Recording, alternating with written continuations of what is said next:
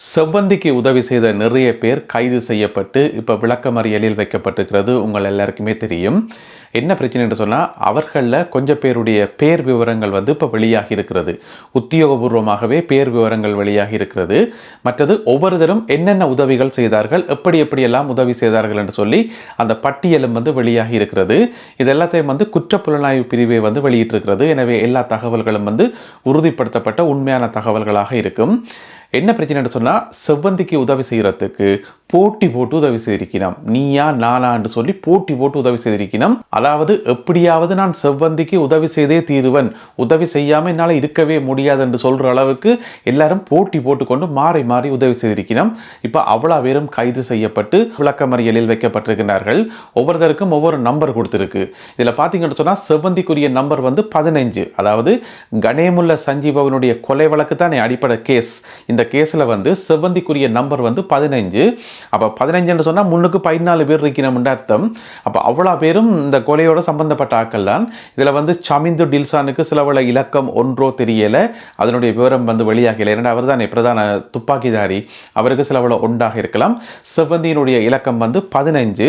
அந்த 15ஓட நிற்கலை, அங்கால 16, 17, 18, 25, 30 போய்கொண்டே இருக்குது.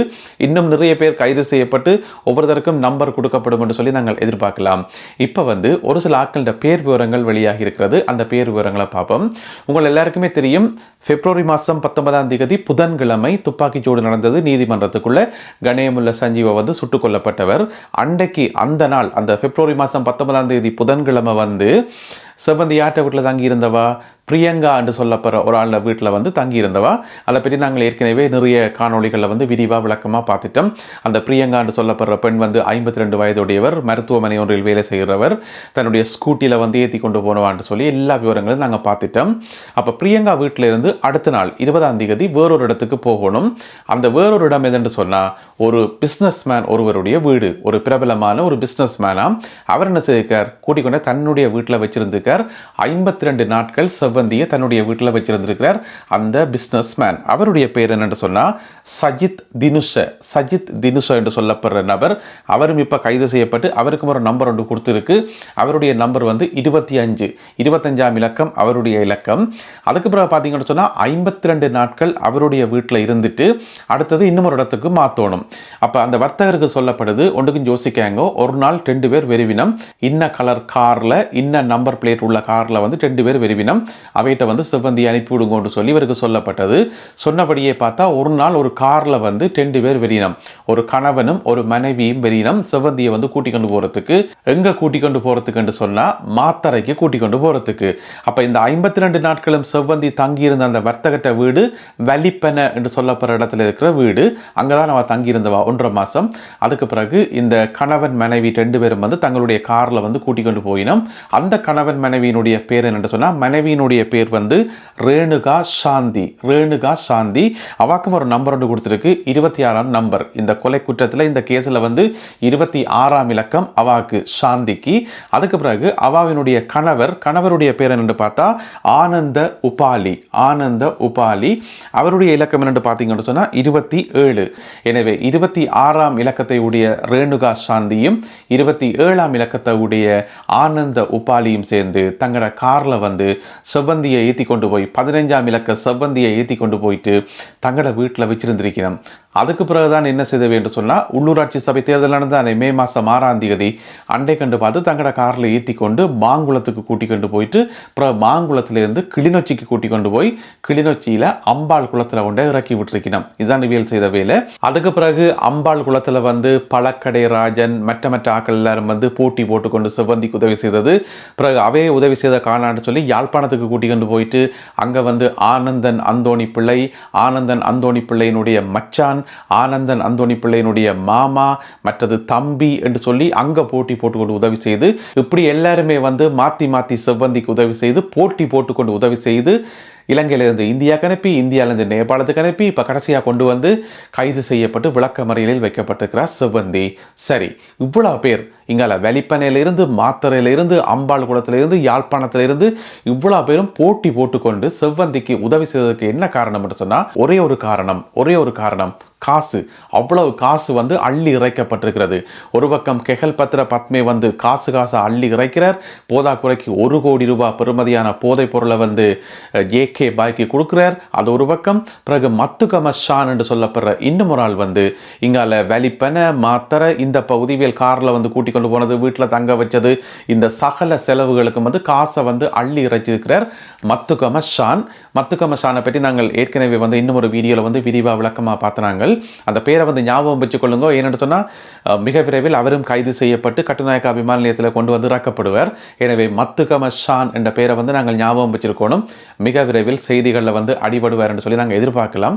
அவர் அள்ளி கொட்டின இந்த காசால இவ்வளவு பேரும் கவரப்பட்டு இவ்வளவு பேரும் அந்த காசுக்கு ஆசைப்பட்டு இப்ப கடைசியா எல்லாரும் ஆளுக்கு ஒரு நம்பரை வாங்கி கொண்டு விளக்கமறியல் இருக்கணும். இதுதான் செவ்வந்தி கைது செய்யப்பட்டு இப்ப விளக்கமறியல் வைக்கப்பட்டிருக்கிற கதை. அடுத்த வழக்கு தவணை வந்து நவம்பர் மாதம் 7ஆம் தேதி வருது. எனவே நவம்பர் மாதம் 7ஆம் தேதிக்கு பிறகு இன்னும் கூடுதலான தகவல்கள் வெளிவரும் என்று சொல்லி எதிர்பார்க்கலாம். 8 கோடி ரூபாய் பெறுமதியான 2 பேருந்துகளை வாங்கி சேவையில் ஈடுபடுத்தியிருந்தார் பெக்கோ சமன்.